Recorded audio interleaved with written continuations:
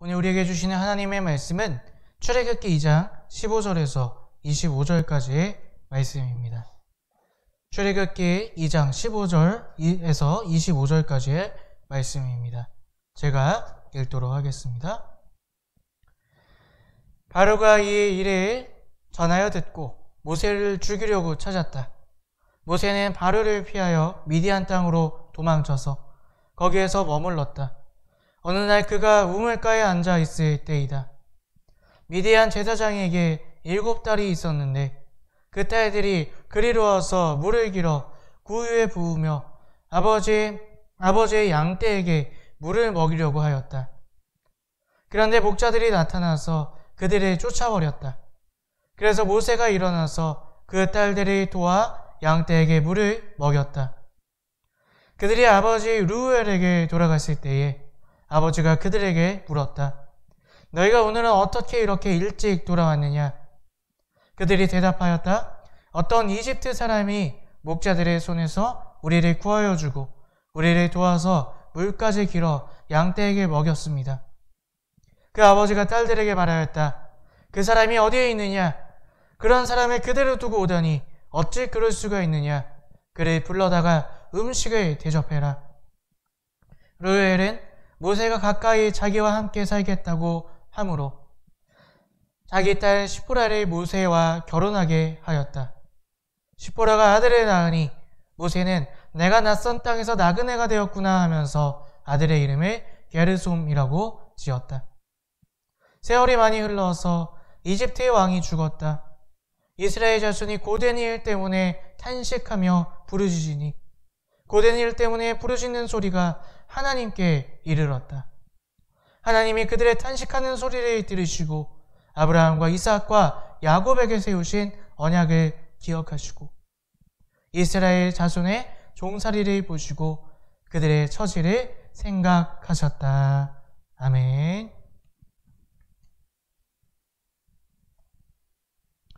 오늘 우리 예수님을 사랑하시고 주인 삼으셔서 예배 자리 가운데 나오신 여러분들을 주님의 이름으로 환영하고 축복합니다. 그 어느 때보다 혼란하고 힘들었던 2020년, 이제 마지막 달 12월이 되었습니다. 여전히 힘들고 어려운 상황들을 우리는 지나가고 있습니다.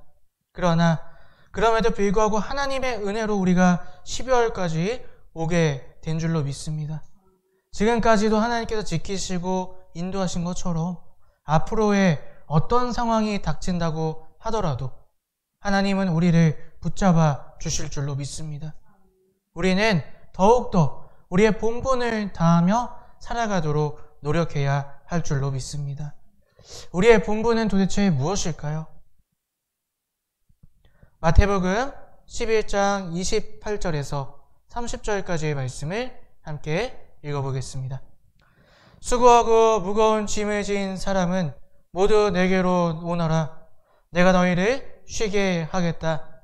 나는 마음이 온유하고 겸손하니 내 멍에를 메고 나한테 배워라. 그리하면 너희는 마음의 쉼을 얻을 것이다. 내 멍에는 편하고 내 짐은 가볍다. 아멘. 예수님은 한 번도 우리에게 우리의 문제를 해결하라고 말씀하신 적이 없습니다. 대신에 우리의 본분, 주님의 멍에를 함께 매자 말씀하셨는 줄로 믿습니다. 여러분, 우리의 문제들, 우리의 걱정들 주님이 대신 짊어주시겠다 약속하셨어요. 오늘 여러분, 코로나 때문에 또 그로 인한 여러분들의 개인적인 문제들, 힘들고 어렵고 무거운 짐들 주님께 맡기시는 여러분들 되셨으면 좋겠습니다. 그리고 예수님의 멍에를 함께 지시기를 바라요. 예수님의 멍에는 무엇입니까? 하나님 나라를 향해 나아가는 삶, 하나님을 더 사랑하고 이웃을 더 사랑하는 삶, 말씀대로 살기에 노력하는 삶, 그것이 바로 예수님과 함께 짊어지고 가는 예수님의 멍에인 줄로 믿습니다. 12월 달에도 걱정, 근심, 무거운 짐은 주님께 맡기시고요. 우리의 본분을 다하는 그리스도인으로 살아가시는 저와 여러분들이 되시기를 주님의 이름으로 축복합니다. 지난주부터 우리는 강림절을 살아가고 있습니다. 강림절은 기다림의 절기입니다. 죄인된 심판받아서 죽을 수밖에 없는 나를 위해 인간의 옷을 입고 이 땅에 오실 예수님을 기다리는 절기. 또 오늘 우리의 삶 속에 소망 되시는 그 예수님을 바라보고 집중하는 시간이 바로 강림절입니다. 그래서 먼저 우리가 지난주에는 다윗의 시편을 통해서 왜 예수님을 우리가 바라보아야 되는가, 왜 오늘 이 시대에 예수님이 우리의 소망이 되시는가에 대해서 함께 살펴보았습니다. 세상의 것은 내 문제 앞에서 입김처럼 사라지는 것에 불과하기 때문이라는 것이죠. 돈이, 사람이, 내 자리가. 하지만 세상을 이기고 주인 되신 예수님은 어떤 문제에도 흔들리지 않으시는 분이시라는 거예요. 그래서 우리의 유일한 반석이 되신다는 것입니다.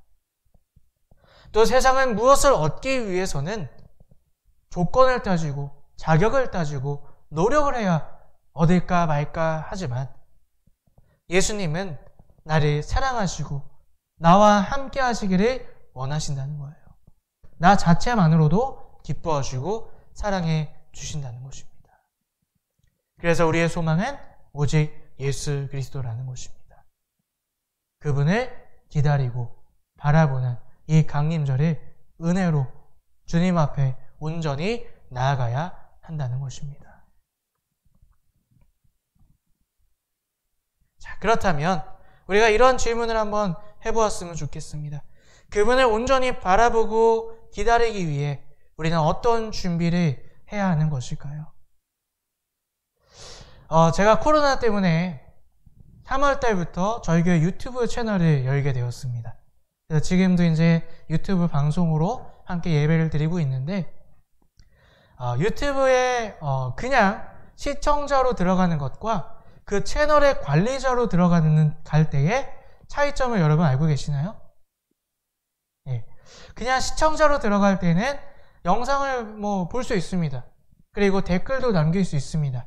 하지만 영상의 위치를 바꾼다든지, 아니면 영상을 편집한다든지, 아니면 보기 싫은 댓글을 지운다든지, 이런 것들은 할 수가 없어요. 그냥 볼 수밖에 없습니다. 근데 유튜브 채널의 관리자로 로그인을 하게 되면 어떻습니까? 내가 그 영상을 없앨 수도 있고 편집할 수도 있고, 누가 이상한 댓글을 남겼으면 그것을 신고하거나 없애버릴 수도 있다는 거죠. 주인으로서 나아갔을 때, 또 그렇지 않았을 때의 차이는 엄청 나다는 것입니다. 우리가 예수님을 온전히 바라보고 기다리기 위해 준비해야 될 첫 번째는 바로 이것이라는 겁니다. 내 마음의 주인의 자리를 비워두셔야 한다는 것입니다.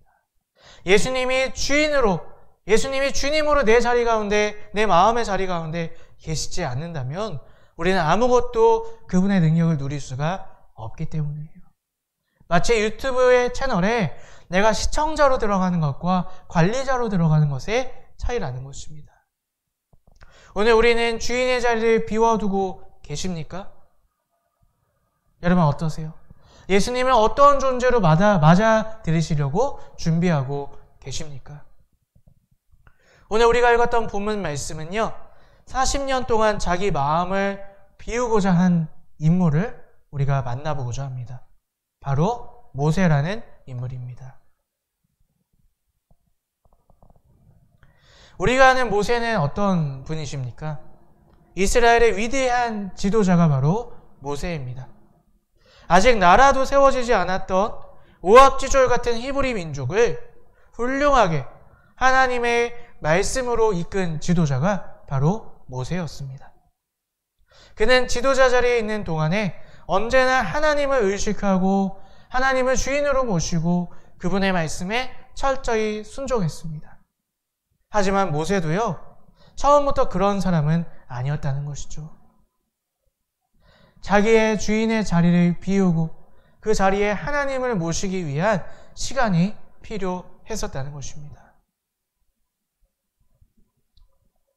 오늘 본문 15절 말씀을 우리 함께 읽어보도록 하겠습니다. 오늘 본문 15절 말씀 함께 읽어봅니다. 바로가 이 일을 전하여 듣고 모세를 죽이려고 찾았다. 모세는 바로를 피하여 미디안 땅으로 도망쳐서 거기에서 머물렀다. 어느 날 그가 우물가에 앉아있을 때이다. 아멘. 자, 오늘 본문의 시작을 보니까요, 바로가 모세를 죽이려고 찾아다니고 있고요, 또 모세는 바로를 피해 도망가는 모습으로 오늘 본문이 시작되고 있습니다. 이 앞에는 무슨 일이 있었던 것일까요? 아마 성경을 많이 읽으신 분들은 당연히 아실 거고요, 또 교회 학교를 다니신 분들도 이 앞에 어떤 사건이 있었는지 알고 계실 것입니다. 모세는요, 히브리 민족이 노예로 있던 시대에 태어난 사람이었습니다. 모세가 태어난 시기에는 이스라엘 남자 아기는 모두 죽이라는 그런 끔찍한 법이 있던 시대였어요. 하지만 모세는 하나님의 은혜로 오히려 바로의 공주의 양자로 그렇게 자라나게 됩니다. 근데 그렇게 보호받던 세월도 지나가서 성경은 이제 이렇게 이야기를 하기 시작합니다. 본문 말씀 위에 있는 2장 11절 말씀을 함께 읽어보겠습니다. 세월이 지나 모세가 마흔이 되었다. 모세가 어른이 되었다. 예, 밑줄 친 부분만 보시면 될 것 같아요. 세월이 지나 모세가 어른이 되었다. 이렇게 이야기하고 있습니다. 또 사도행전 7장 23절에 보니까요, 이렇게 나와 있습니다. 모세가 40살이 되었을 때 그의 마음에 자기 동족인 이스라엘 사람의 사정을 살펴볼 생각이 났습니다. 시간이 지나갔어요. 40년이라는 시간이 지나가고 이제 모세는 어른이 되었습니다. 근데 모세가 어른이 되었다는 것은 단순히 나이를 먹었다는 뜻이 아니었어요. 이제는 히브리 민족과 이집트 민족 중에 한쪽을 결정해야 될 그런 시기가 왔다는 뜻이었습니다. 그때 모세는 히브리 민족, 자기가 히브리 사람이 되기를 결정합니다. 그는 바로보다 하나님을 더 바라보았던 것이죠. 그리고 자신이 가지고 있는 애국심과 의로운 힘과 또 자신이 갖고 있는 능력으로 하나님을 믿는 히브리 민족을 해방시키고자 마음먹습니다. 그러한 계획과 생각은 이집트인을 죽이는 사건에서 우리가 살펴볼 수 있습니다. 오늘 본문 12절 말씀을 잠깐 보면요, 좌우를 살피고 사람이 없는 것을 보고 그 이집트 사람의 쳐서 모래 속에 묻어버렸다. 오늘 12절 말씀에 그렇게 이야기하고 있습니다. 자, 모세는 즉흥적으로 이집트 사람을 죽인 것이 아니었어요. 천천히 좌우를 살펴보고 이제 저 사람을 죽여도 되겠구나, 그런 치밀한 계획 가운데 이집트 사람을 죽였다는 거죠. 오래전부터 자신이 히브리 민족 쪽에 서서 하나님의 백성을 해방시켜야겠다는 생각을 가지고 있었고, 그렇게 자기의 힘으로, 능력으로, 계획으로 그것을 준비하고 있었던 것입니다. 그는 그것이 옳은 일이라고 생각했을 거예요. 그것이 하나님이 기뻐하시는 일이라고 생각했을 것입니다. 아마 자기가 이 일을 시작하면 하나님도 도와주시고 또 이스라엘 민족도 자신을 지지할 것이다, 이렇게 믿었을 것입니다. 그러나 하나님도 히브리 민족도 도와주지 않았습니다. 오히려 자기가 가진 것을 모두 다 잃어버리고 목숨까지 위협받는 그런 상황으로 뒤바뀌게 됩니다. 그래서 결국 광야 미디안 땅으로 도망가는 도망자의 신세가 될 수밖에 없었던 것입니다. 우리 이러한 질문을 함께 해봤으면 좋겠습니다. 왜 하나님은 모세를 돕지 않으셨을까? 왜 하나님은 모세를 도와주지 않으셨을까요? 왜 실패하게 놔두셨을까요? 오늘 우리도 혹시 그리스도인으로 살아가면서 이러한 질문을 한두 번쯤은 해보시지 않으셨습니까? 왜 그때 하나님은 나를 도와주지 않으셨을까? 왜 그때 하나님은 내 기도를 들어주시지 않으셨을까? 평신도로 신앙생활 한다는 건 참 어렵죠.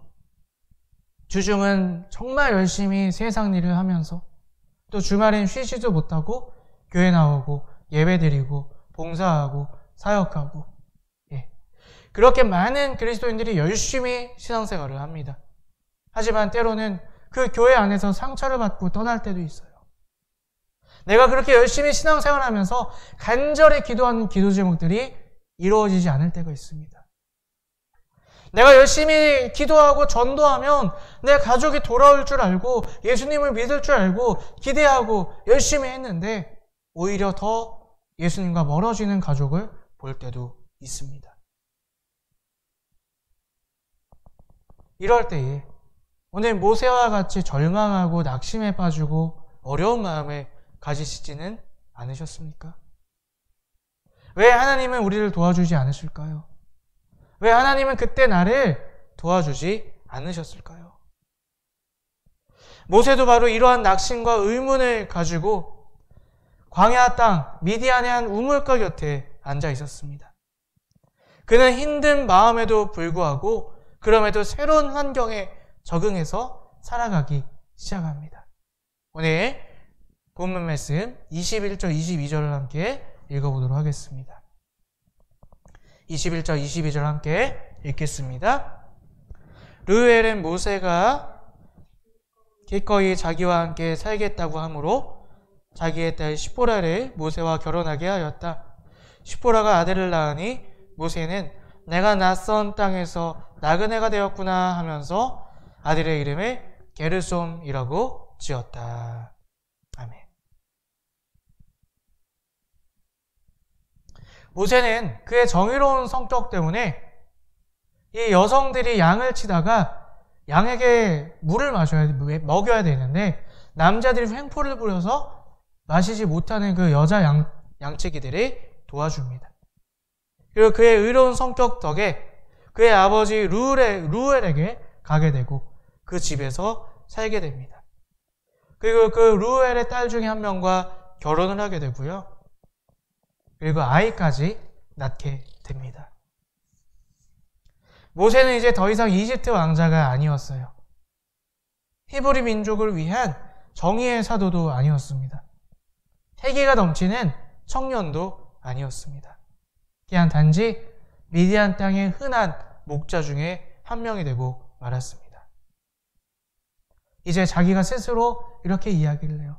내가 미디안 땅으로 쫓겨나 한 나그네가 되었구나. 모세의 아들 게르솜이라는 그 이름의 뜻이 바로 이거예요. 내가 나그네가 되었다. 내가 그들의 땅에서 쫓겨나 나그네가 되었다. 이게 게르솜이라는 이름의 뜻입니다. 모세는 이제 다 내려놓았어요. 왕자로서 자기의 힘과 능력을 가지고 무언가 해보려고 했던 그 모든 꿈을 내려놓습니다. 그리고 하루하루 그냥 목자로서 이렇게 힘없이 살아가게 됩니다. 근데 그럴 때 하나님은 비로소 히브리 민족과 모세를 향한 일을 시작하시게 되었던 것입니다. 하나님은 왜 젊은 날에 모세를 사용하지 않으셨을까요? 왜 모세가 히브리 민족을 해방시키려고자 할 때 돕지 않으셨던 것일까요? 그때가 더 힘이 있지 않았을까요? 더 능력이 있지 않았을까요? 그때가 더 빨리 모세도 힘이 있었으니까 히브리 민족을 해방시킬 수 있지 않았을까요? 하나님이 모세를 돕지 않았던 답은 간단합니다. 그때가 하나님의 때가 아니었기 때문이에요. 하나님은 모세의 주인이 되어 자신의 일을 하시기에는 모세가 아직 준비되어 있지 않았기 때문이었습니다. 모세는 하나님을 향한 열정이 있었습니다. 또 자신의 민족, 히브리 민족을 사랑했습니다. 그래서 하나님을 기쁘시게 하기 위해, 옳은 일을 하기 위해 열심히 그 일을 했습니다. 하지만 그것은 자기의 열정이었어요. 자기 생각, 자기 열정, 자기 계획에 지나지 않았다는 것입니다. 자기 뜻을 이루기 위해 하나님의 도움을 요청하는 것에 불과했던 것입니다. 더 극단적으로 말하자면 자기의 명분 좋은 욕심을 채우기 위해 하나님의 힘이 필요했던 것뿐이었다는 것입니다. 하나님을 위한다지만 그는 하나님께 기도하지도 않았어요. 하나님의 뜻을 묻지도 않았어요. 오히려 하나님이 싫어하시는 살인을 저지르게 됩니다. 그는 좌우는 살폈어요. 사람이 있나 없나 좌우는 살폈지만 하나님은 살피지 않았던 것입니다. 자기가 주인된 열심과 열정은 실패 앞에 철저히 무너질 수밖에 없었던 것이죠. 젊은 날의 열정과 패기는 실패와 좌절 앞에 상처와 절망으로 바뀌어질 수밖에 없었던 것입니다. 그래서 모세는 낙심하여 모든 것을 포기해버립니다. 하지만 그 포기의 시간, 모든 것들을 내려놓는 그 시간이 되자 모세의 주인의 자리는 비로소 비워지게 되고 그때야 비로소 하나님이 주인 되셔서 하나님의 뜻을 모세를 통해 이루고자 하는 그 때가 이루게 되었던 것입니다. 비로소 그때 하나님은 모세를 사용하시기 시작했던 것입니다.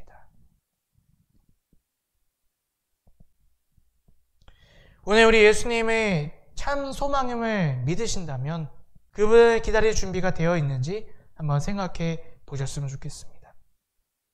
예수님을 정말로 내 삶의 소망으로 두시기 위해 내 주인의 자리를 비워 두셨습니까? 내가 원하는 것을 이루기 위해 예수님의 능력을 구하는 것이 아니라 말씀을 살아내며 그 안에 주님의 뜻에 순종하고자 노력하는 그렇게 내 주인 자리를 비워두는 그 과정을 여러분들은 밟고 계십니까? 아니면 여전히 주님을 위한다 말하지만 내가 원하는 것을 열심히 구하고 그것을 위해 열심히 신앙생활하고 계시지는 않으십니까? 우리 사무엘상 말씀 함께 읽어보도록 하겠습니다. 사무엘상 15장 22절 하반절의 말씀입니다. 함께 읽습니다. 주님께서 어느 것을 더 좋아하시겠습니까? 주님의 말씀에 순종하는 것이겠습니까? 아니면 번제나 화목제를 드리는 것이겠습니까? 잘 들으십시오. 순종의 제사보다 낫고 말씀을 따르는 것이 순양의 기름보다 낫습니다. 아멘.